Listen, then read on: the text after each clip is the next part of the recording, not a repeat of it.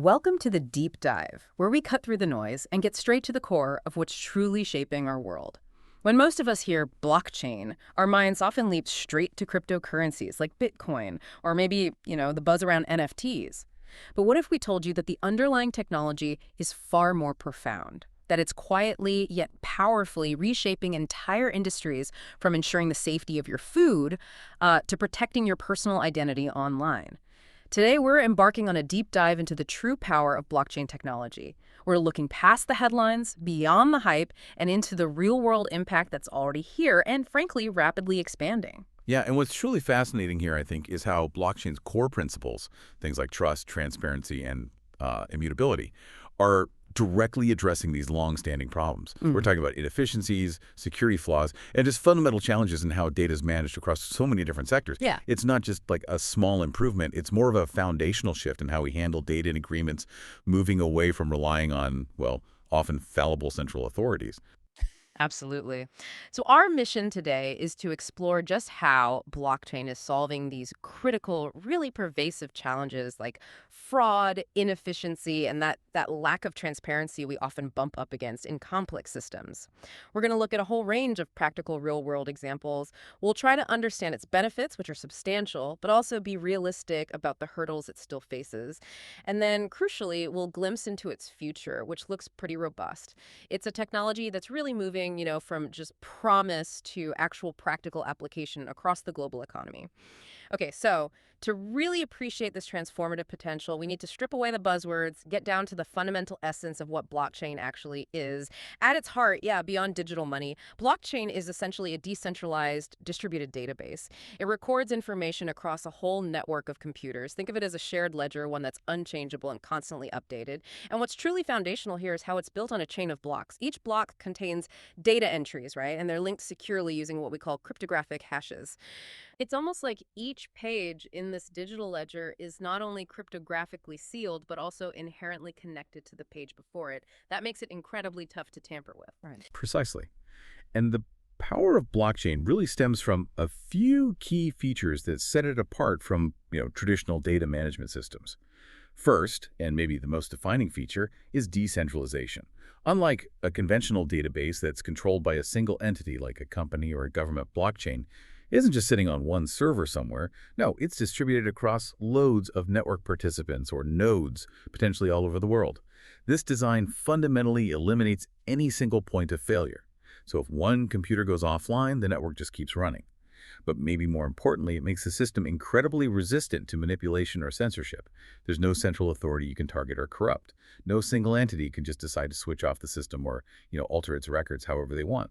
Okay, so if no single entity is in charge, how does the system make sure the data is actually correct once it's recorded? What stops someone from trying to, I don't know, sneak in and change an old entry? Right, and that brings us to immutability. This is a real cornerstone of blockchain's security model. Basically, once data is recorded within a block and that block gets added to the chain, it cannot be altered, modified, or deleted after the fact. It's permanent. This ensures an incredible level of data integrity. It creates what we call permanent verifiable audit trails. Imagine, say, a financial ledger where every single transaction ever recorded is there for everyone to see, and it's completely unchangeable.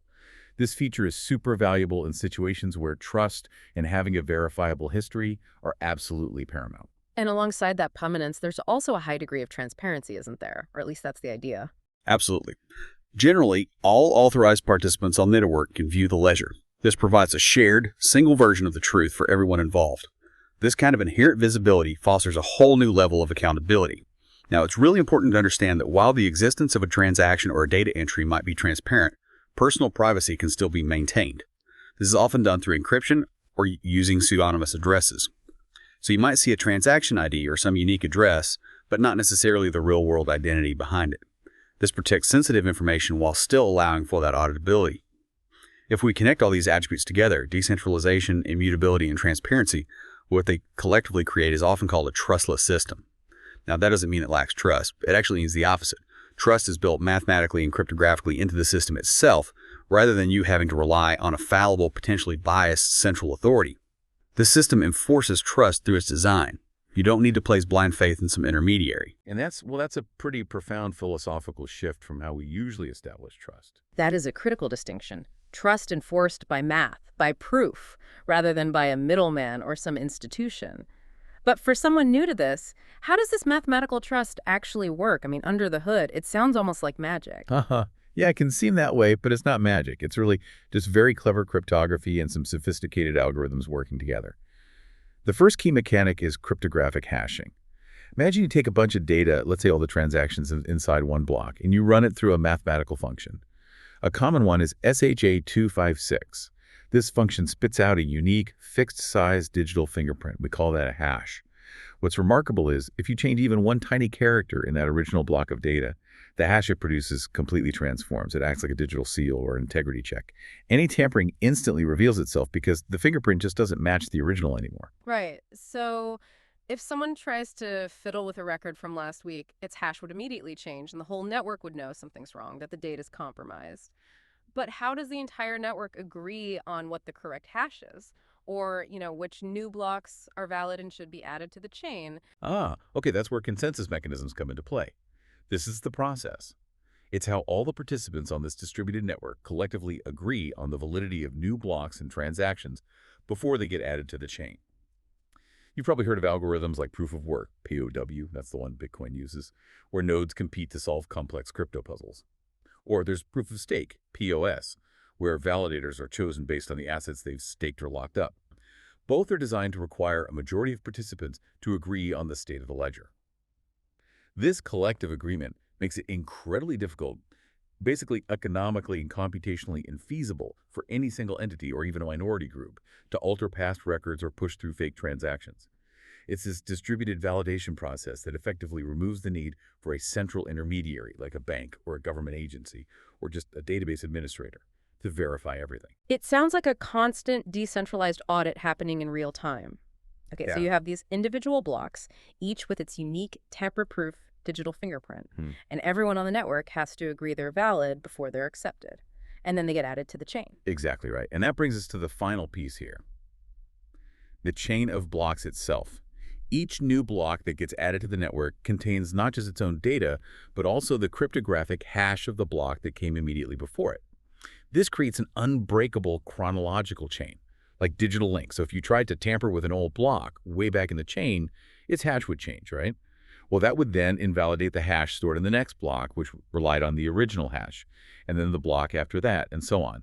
It just cascades through the entire chain. This immediate and obvious invalidation makes any attempt to alter past data instantly apparent to the whole network. It fundamentally reinforces that immutability we talked about. It's a self-auditing, self-securing system, really, by its very design. Okay, it's clear how these pieces, the hashing, the consensus, the chain interlock to create this really robust system built on mathematical trust.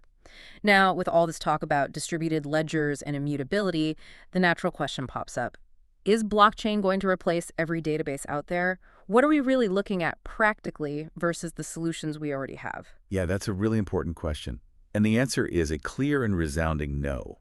It's definitely not a universal replacement. It's a strategic choice. Blockchain is a specialized tool, really optimized for specific problems where things like trust, transparency, and that immutability are absolutely paramount. It's crucial to understand there are significant trade-offs involved, and this is not always the best solution for every single problem. And that's a really key nuance for anyone thinking about this technology. Definitely not a silver bullet. Let's dig into data control and integrity, because that seems like a fundamental difference between these two approaches. In traditional databases, the ones we use every day, they are inherently centralized. They're managed by a single organization, maybe an administrator. Now, this offers streamlined processes, sure, and immediate control. But it also creates that single point of failure, and it makes the data vulnerable to unauthorized changes or, sophisticated cyber attacks. One successful breach and huge amounts of sensitive data can be compromised or altered, maybe without anyone noticing right away. Right. And in stark contrast, blockchain's decentralized architecture distributes that data control across a peer-to-peer network. Its reliance on cryptographic hashing and those consensus mechanisms makes it nearly impossible to alter past records without the entire network detecting it. This provides an extraordinary level of data integrity that centralized systems just can't easily match without adding extensive, often manual, and pretty costly auditing processes on top. So with blockchain, the integrity isn't just assumed, it's mathematically enforced and continuously verified by the network itself. That distributed nature, though, it also comes with performance and practicality trade-offs, doesn't it? I mean, speed seems like an obvious one. Absolutely. Traditional databases really shine when it comes to performance and flexibility. They are highly optimized for incredibly high volumes of transactions and complex data queries using languages like SQL. This makes them basically indispensable for systems like customer relationship management, CRM, big e-commerce platforms, or point-of-sale systems that need instantaneous responses. Just think about a company like Visa. They can reliably process something like over 24,000 transactions per second. That kind of speed is absolutely essential for modern global commerce. Wow, 24,000 per second. Okay. Yeah, and this highlights a key limitation of blockchain. Because it relies on consensus mechanisms for validation across that whole distributed network, blockchain is inherently slower. For example, the Bitcoin network currently processes only about 7 transactions per second. Now, newer blockchains and things called Layer 2 solutions are getting much, much faster, but it's still generally slower than centralized systems. This difference in throughput means blockchain just isn't suitable for every high-frequency application.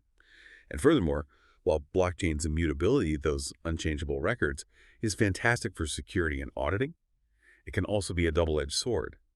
In many real-world business environments, data isn't static, right? It needs to be regularly corrected, updated, maybe even deleted to comply with regulations, fix errors, or just meet changing business needs. Blockchain's permanent record keeping can actually hinder these processes. It creates a fundamental tension, for instance, with legal frameworks like GDPR's right to be forgotten, where individuals can request deletion of their personal data. This often means you need complex off-chain solutions to handle dynamic data, which hints at the significant architectural complexities you face in a real-world implementation. That's a critical point. So, given those considerations, when is a traditional database still the clearly superior choice? Well, typically, it's for applications needing real-time data access and instant updates. Think of a live inventory system or a highly dynamic social media feed, or that point-of-sale system where every millisecond really counts. It's also usually the better choice for systems involving complex data relationships and frequent intricate queries like a sophisticated CRM platform analyzing customer behavior across many different changeable data points. And, as we just discussed, when data mutability, the ability to change data, is a core and maybe even legally mandated requirement of the business process, a traditional database just offers much greater flexibility. On top of that, traditional databases are often more cost-effective, especially for smaller businesses. They avoid the potentially substantial computational and energy costs that can come with maintaining a blockchain network, particularly those using energy-guzzling proof of work. Okay, so it's definitely not about one replacing the other. It's about understanding which tool fits the job best.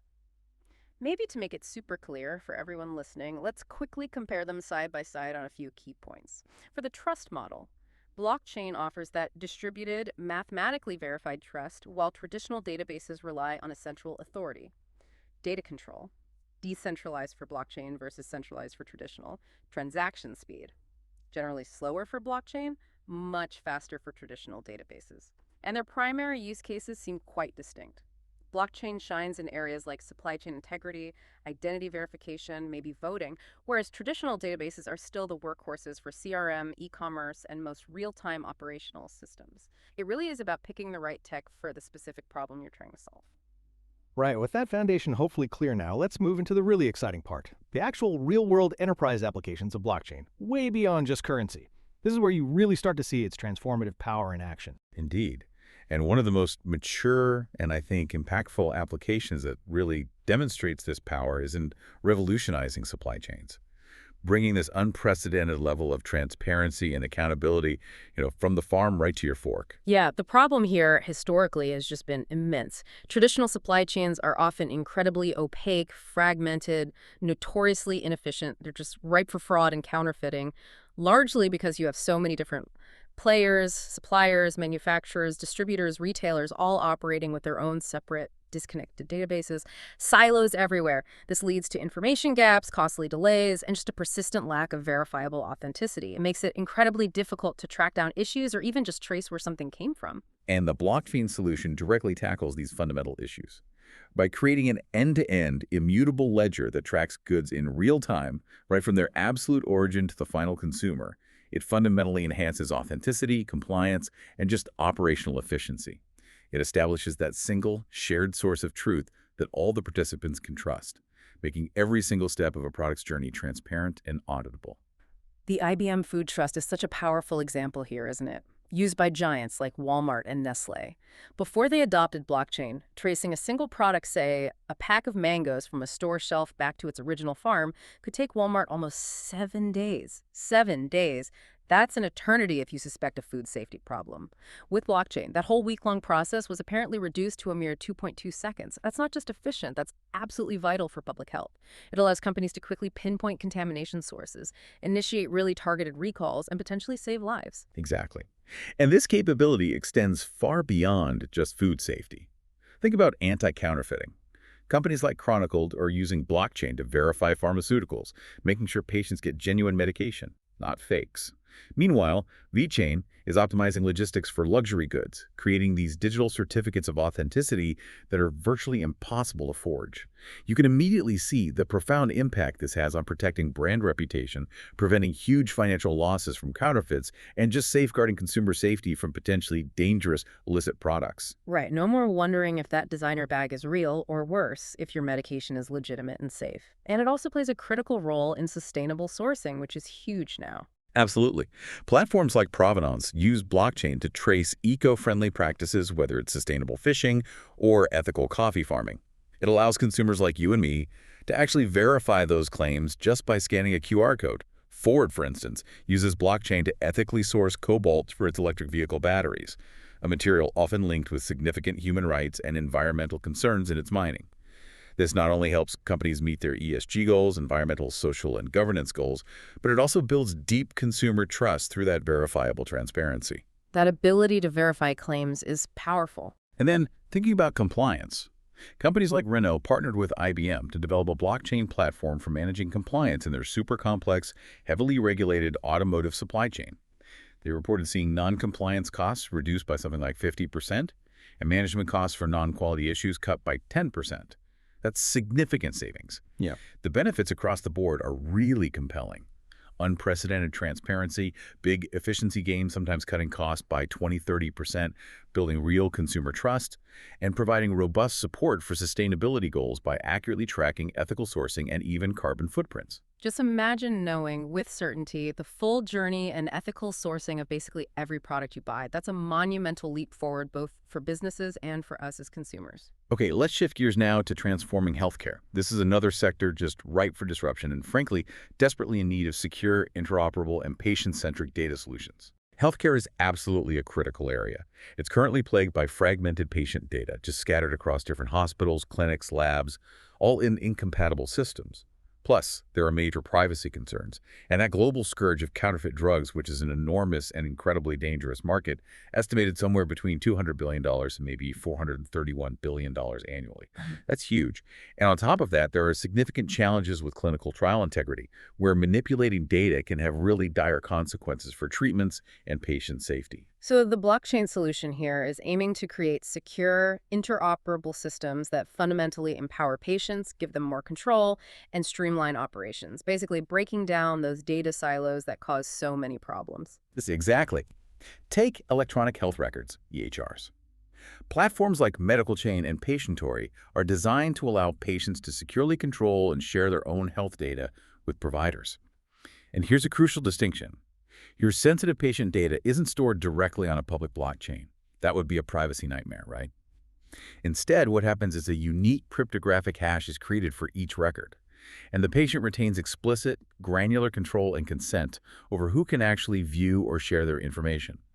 This keeps patient privacy front and center while simultaneously providing a tamper-proof audit trail of every time data is accessed. It dramatically enhances both security and accountability.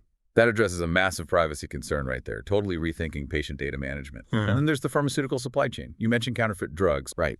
Initiatives like MetaLedger and the IBM Pharma Portal are tracking prescription drugs right from the manufacturer through distributors to the pharmacy. The goal is to prevent counterfeits from entering the supply chain and ensure authenticity, safeguarding patients from potentially harmful or ineffective fake medications that unfortunately flood the market. And what about clinical trials? Ensuring that data is trustworthy. Yeah, in clinical trials, companies like GuardTime and TrialSite are using blockchain to secure trial data. This ensures its integrity and protects patient privacy during research. Novo Nordisk, for example, has used this for chronic disease research. It means the clinical data becomes verifiable, making the research outcomes much more trustworthy and reliable. The benefits across healthcare are pretty clear.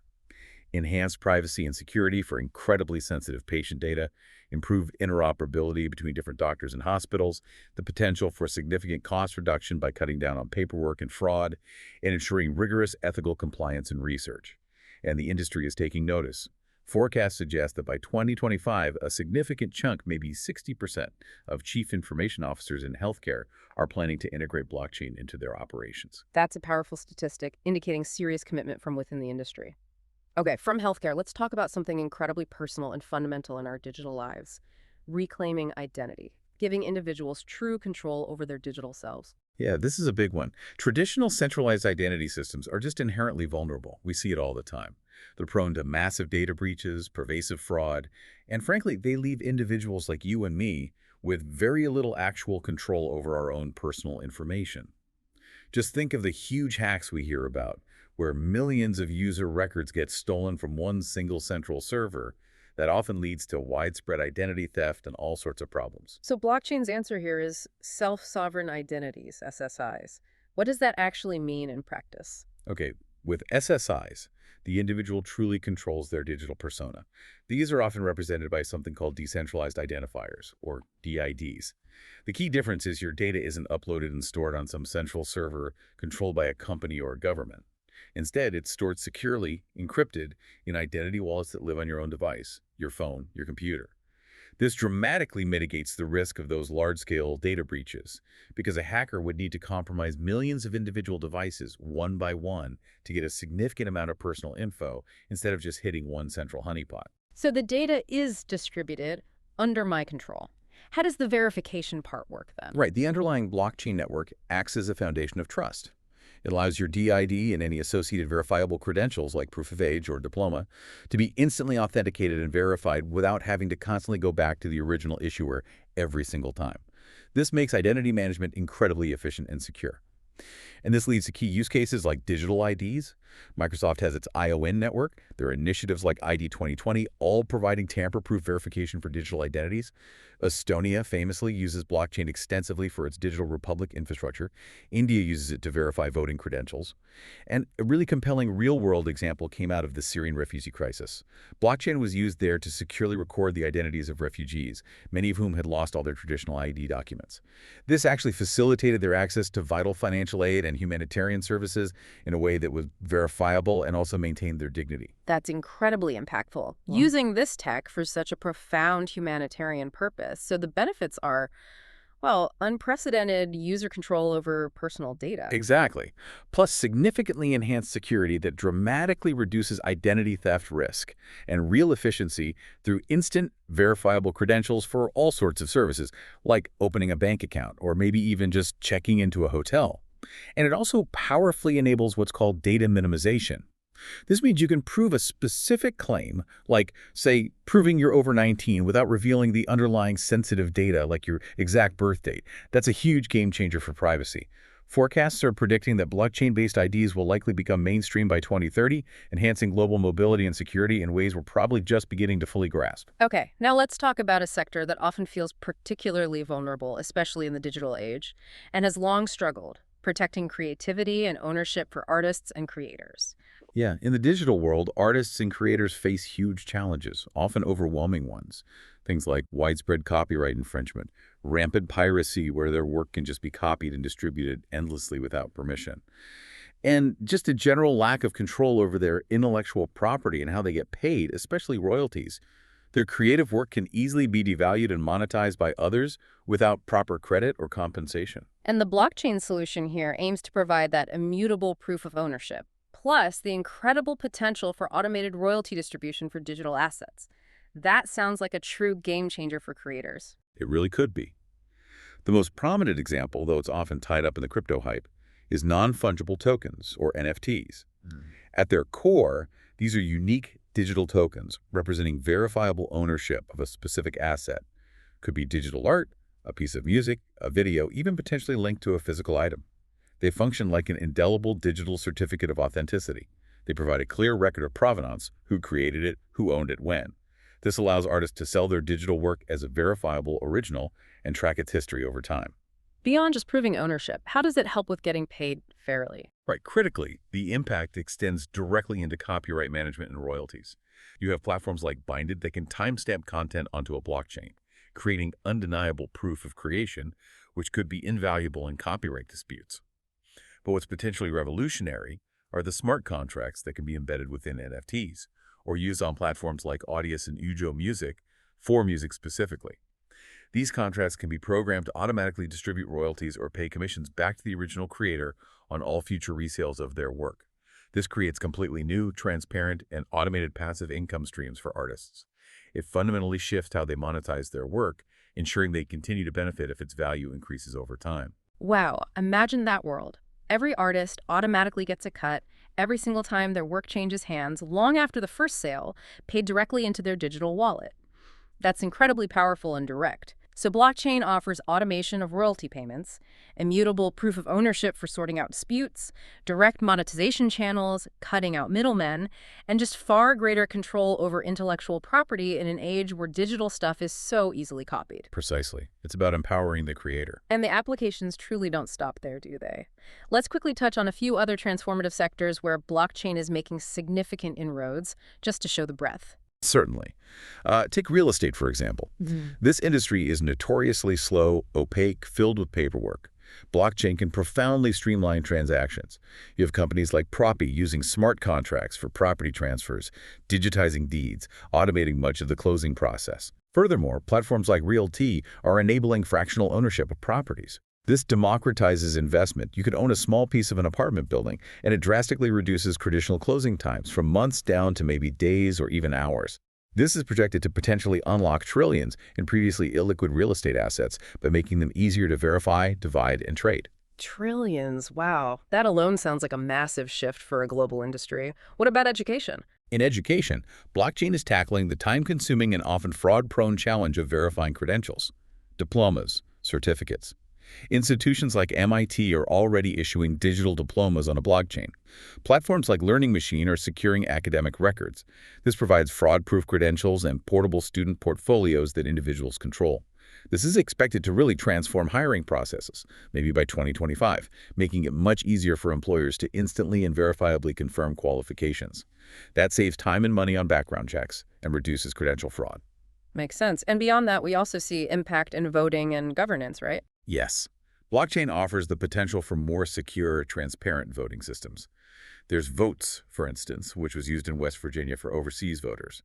MeVote acts as a kind of digital ballot box. The idea is to reduce fraud and increase accessibility, especially for people who are remote or have difficulty getting to polling stations. Even governments, like in Georgia and Sweden, are experimenting with securing public records and land registries using blockchain. The immutable nature of the ledger provides an auditable record that can dramatically enhance trust in official documents. Okay, and the energy sector, how does it fit in? It's also being impacted. Blockchain is facilitating things like peer-to-peer energy trading. Platforms like Power Ledger allow individuals, maybe someone with solar panels on their roof, to sell excess energy directly to their neighbors, cutting out the utility company as a middleman. This can lead to better grid management, more efficient carbon credit tracking, and potentially increased energy independence at a local level. The core benefits, again, are decentralization, transparency, and efficiency in energy markets. And finally, we shouldn't overlook its role in finance beyond crypto. How is it enhancing traditional financial systems? Yeah, while decentralized finance, or DeFi, is a huge part of the crypto world, blockchain is also quietly revolutionizing traditional finance from within. It's enhancing areas like cross-border payments. Companies like Ripple and JP Morgan's Connexes network are speeding up international settlements dramatically, which are often slow and costly. Platforms like We.Trade are digitizing documents for trade finance, making complex global transactions faster, more transparent, and less prone to error. These applications leverage that immutable ledger for robust fraud prevention and improved compliance, all within existing financial frameworks. The sheer breadth of these applications really underscores the technology's versatility and its ability to integrate with and genuinely enhance established industries. Okay, we've talked about all this incredible automation. You mentioned instant payments upon delivery in supply chains, automatic royalty checks for artists, even self-executing property transfers. But how does this actually happen? What's the hidden engine driving these agreements, making them execute without direct human intervention? Right, the fundamental engine, in this context, is the smart contract. This technology is what truly unlocks the automation potential of blockchain. It allows blockchain to move beyond just being a passive record keeper to actually enforcing agreements actively. Fascinating. Okay, so what exactly is a smart contract in practical terms? How should we think about it? A smart contract is essentially a self-executing, self-enforcing digital agreement. The terms and conditions, the rules of the agreement are written directly into code, and that code lives on a blockchain. You can think of them as operating on simple if-when-then logic. Once a set of predetermined conditions is met, for example, if a shipment arrives at its destination according to GPS data, the release payment, the contract automatically executes the stipulated actions, like releasing a payment, transferring ownership of a digital asset, or distributing funds. And it does this without needing an intermediary or any manual intervention. The code is the agreement, and it runs immutably on the blockchain. That sounds incredibly efficient and also very secure, right? Given what we know about blockchain's immutability, what are the main benefits for businesses or individuals using these? Well, they offer really dramatic improvements in speed, efficiency, and accuracy. They automate processes that used to be paper-heavy, often manual, and prone to human error. That's a huge advantage for complex workflows involving multiple parties, like international trade or big supply chains. They also provide an unprecedented level of trust and transparency. The records of these automated transactions are encrypted and shared across all the relevant participants, making it nearly impossible to argue later about whether information was altered for someone's benefit. And, perhaps most significantly, they can lead to considerable cost savings. By removing the need for third-party intermediaries like brokers, lawyers, or notaries to handle transactions and enforce agreements, they streamline processes and cut out those middlemen fees. Can you give us a concrete example of a smart contract in action, maybe one that really illustrates that impact on cost or efficiency? Certainly. In supply chain management, as we touched on briefly, a smart contract can automatically trigger a payment to a supplier once, say, IoT sensors confirm a shipment has arrived at the correct warehouse and maybe that the temperature stayed within the required range. The Home Depot, for instance, reportedly uses smart contracts to quickly resolve disputes with its vendors.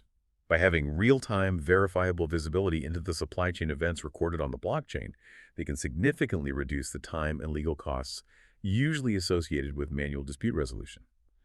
And the We.Trade network, which is built on IBM blockchain, uses smart contracts to streamline international trade.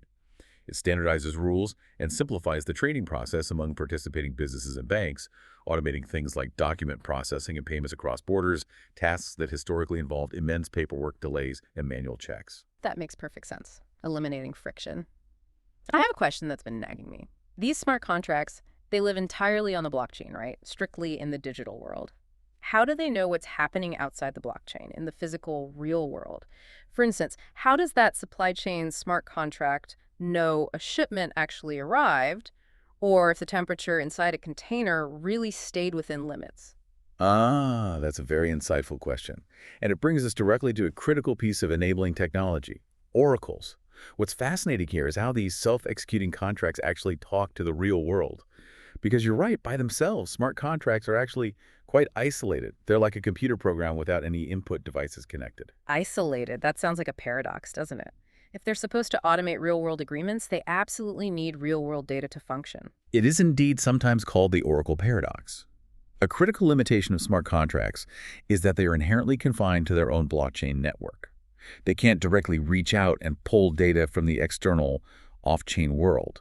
They are deterministic, meaning they only act based on information that's already present on their native chain.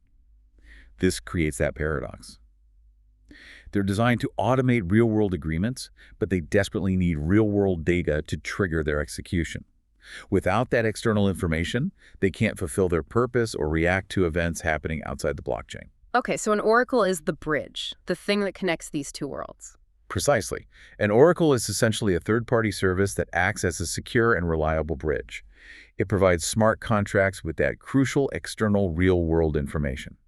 It's the mechanism that brings off-chain data onto the blockchain in a way that the smart contract can trust and use. Without oracles, most smart contract applications would be largely theoretical, not practical. Okay, how does that work? How does the oracle get the data and feed it to the contract? The functionality involves a pretty simple but vital process. First, a smart contract sends a data request out to an oracle service. The oracle then goes and retrieves the requested information from a trusted off-chain source.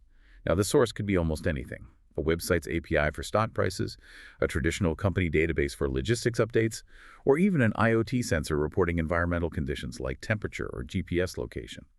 Once the oracle has verifiably collected the data, and ensuring the data source is reliable is key here, it securely transmits this information back onto the blockchain. Then, the smart contract can read that data and use it to execute its predetermined terms. If temperature X, then, sort of thing. So there must be different kinds of oracles depending on where the data comes from, digital versus physical. Yes, generally they're categorized that way. You have software oracles, which fetch digital data, think weather reports from a public API, sports scores, cryptocurrency exchange rates from exchanges. Then you have hardware oracles, which interact directly with physical devices to collect real-world data. Things like temperature readings from an IoT sensor in a shipping container, GPS coordinates from a delivery truck, or maybe even RFID tag scans confirming a pallet of goods passed a certain checkpoint. And crucially, the trustworthiness and potentially the decentralization of these oracle services themselves are critical. A single centralized oracle could become a single point of failure or manipulation, undermining the whole point. That's why decentralized oracle networks are also rapidly evolving, using multiple independent sources to enhance security and reliability. That makes perfect sense. You need to trust the data source as much as the contract. So it's really a symbiotic relationship then between smart contracts and oracles. That collaboration is what turns the theoretical automation into practical reality. Absolutely. That collaboration is precisely what makes blockchain truly powerful for these real-world applications. Without an oracle, that smart contract in the supply chain would have absolutely no way of knowing if a shipment actually arrived or if its temperature stayed stable during transit. It's blind to the outside world. But with a hardware oracle feeding it real-time, potentially tamper-proof data from IoT sensors, that same contract can automatically execute a payment to the shipping company upon verified delivery. It eliminates all that manual paperwork, potential delays, and the need for human verification. Oracles are, therefore, the critical missing link. They are what enable blockchains to react to real-world events and really expand their functionality way beyond just the digital realm.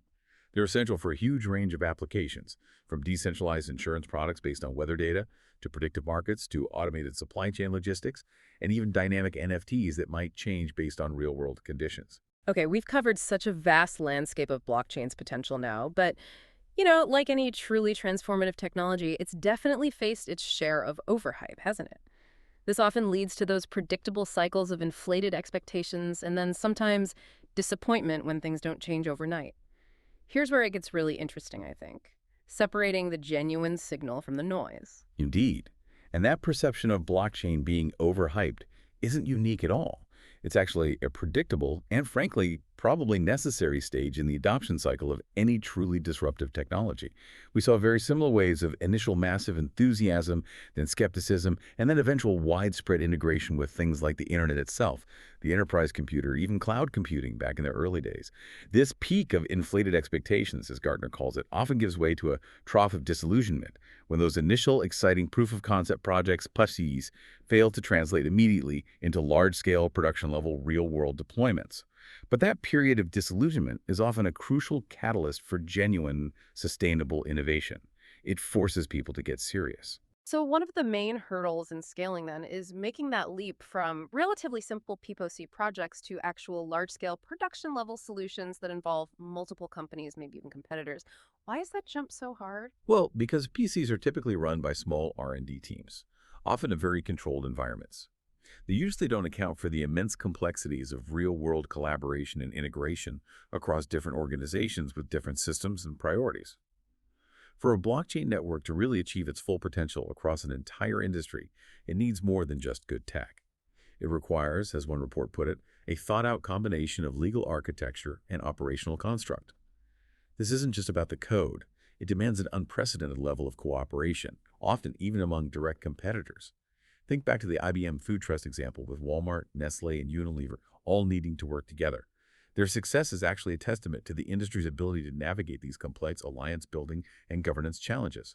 Without that multi-party buy-in, and without a clear legal framework for how data is shared, who owns it, and how disputes are resolved, scaling up is incredibly difficult. And we've also seen failures as catalysts, haven't we? There have certainly been high-profile failures, security breaches in the crypto space especially, which can understandably seem to discredit the entire technology. Absolutely.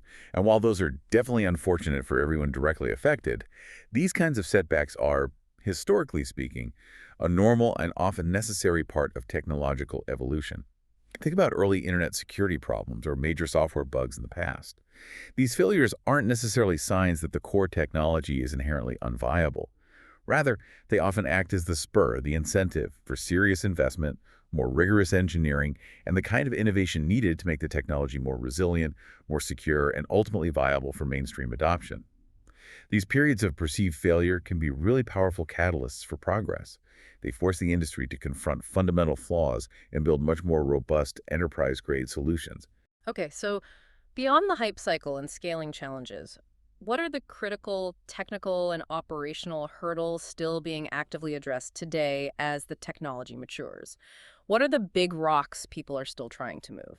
Well, scalability definitely remains a major technical bottleneck for many blockchains. That decentralized nature and the reliance on consensus mechanisms inherently result in lower transaction throughput compared to traditional centralized databases. For applications that might require millions of high-frequency transactions per second, this is still a significant challenge. However, solutions are rapidly being developed and deployed. Things like sharding, which is basically dividing the network into smaller, parallel processing segments, and layer 2 protocols, which handle transactions off the main chain before settling them in batches. These are actively being worked on to dramatically increase speed and volume. It remains a very active and crucial area of development. Right, making it faster. And what about getting different blockchains to talk to each other? You mentioned IBM Food Trust, but there are lots of other platforms. Yeah, that's the challenge of interoperability. You have different blockchain platforms out there, public ones like Ethereum, private enterprise blockchains from various vendors, and they often operate on their own unique protocols, use different programming languages, different standards. This makes it inherently difficult for them to just seamlessly communicate or share data with one another. It creates these fragmented ecosystems like digital islands. This fragmentation limits the potential for broader cross-platform applications, which you'd really need in complex global supply chains, for example, where different partners might be using different technologies. Gartner actually predicts that by 2026, maybe 1 in 5 business transactions could involve multiple blockchains, which really highlights the urgent need for better, more standardized interoperability solutions, bridges between the islands. And for businesses, the bottom line is always a concern. What about the actual cost and complexity of plugging this into existing systems? That's a fair point. Integrating blockchain into existing enterprise IT systems can indeed be costly and time-consuming.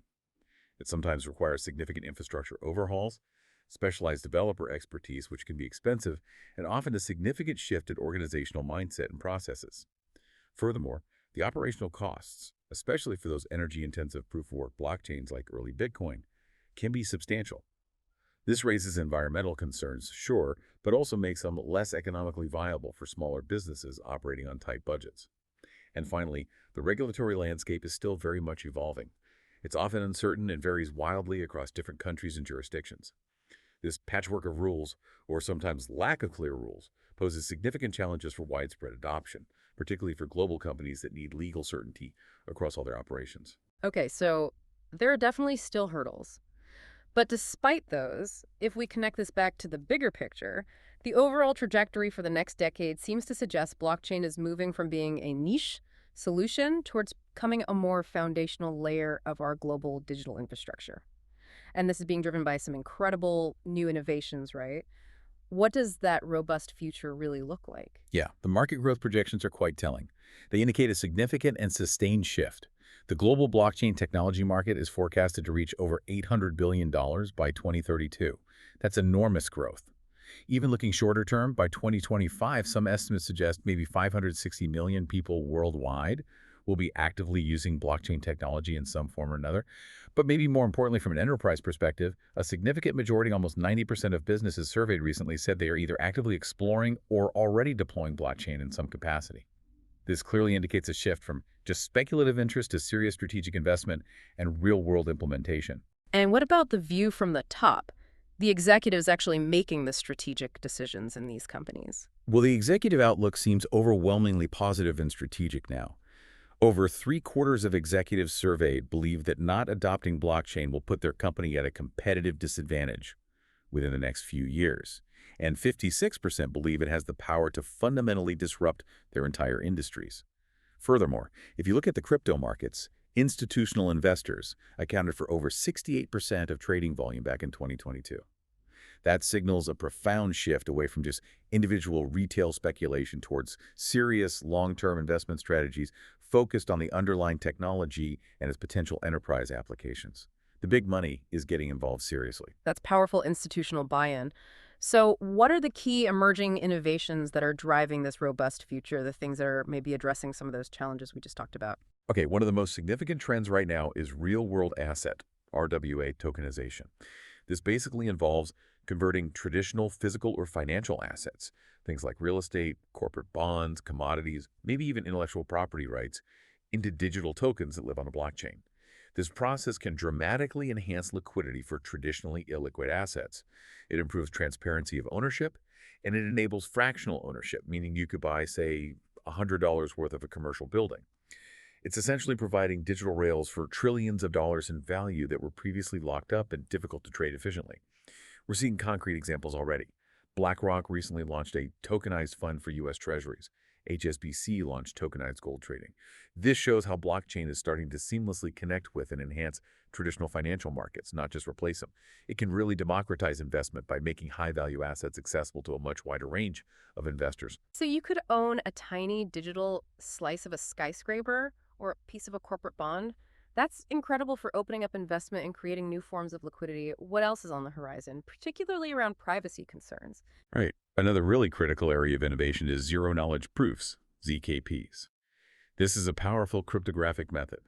It allows one party, the prover, to convince another party, the verifier, that a certain statement is true, without revealing any of the underlying sensitive information that makes the statement true. It's a fundamental breakthrough for enhancing privacy, meeting regulatory compliance requirements like GDPR, and enabling faster, more scalable transactions. For example, Visa has tested ZKPs for automated payments that allow verification of, say, payment eligibility without exposing any private financial data of the payer.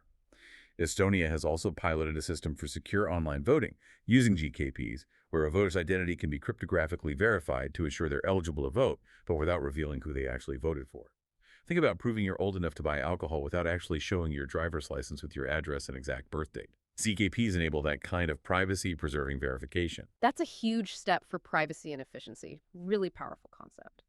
And finally, what about the actual structure of the blockchains themselves, addressing those scalability and interoperability challenges we discussed? Yeah, the industry is definitely moving towards modular blockchain architectures.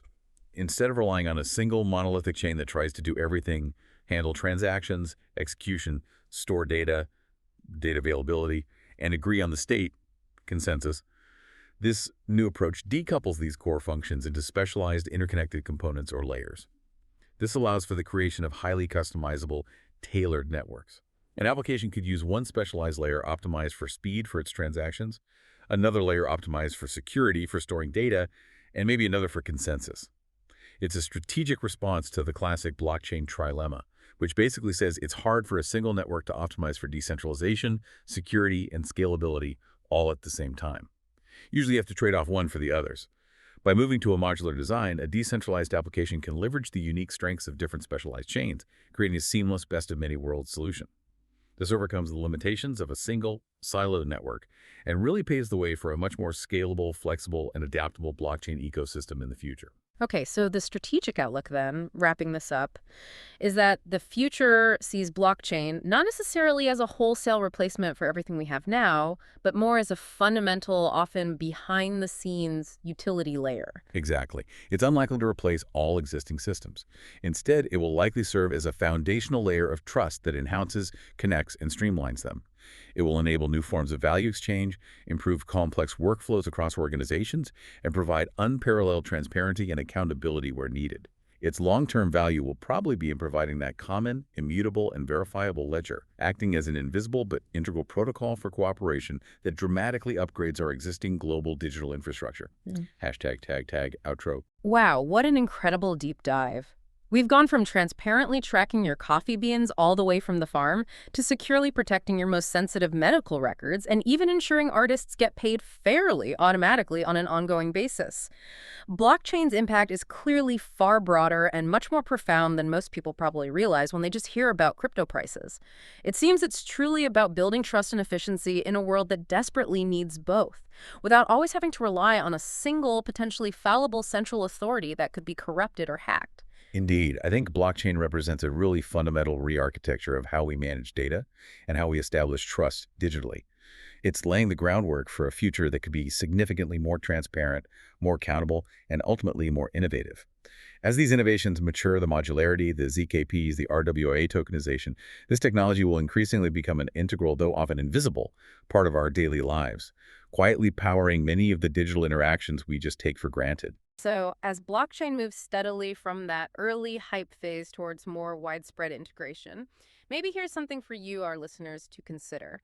In a world that's increasingly reliant on digital interactions for almost everything, where else do you see a critical, maybe currently unmet need for a system built on unshakable trust and transparency? And how might this technology fundamentally reshape your daily interactions, or perhaps the industries you care most about, even when you don't even realize it's there, working away in the background?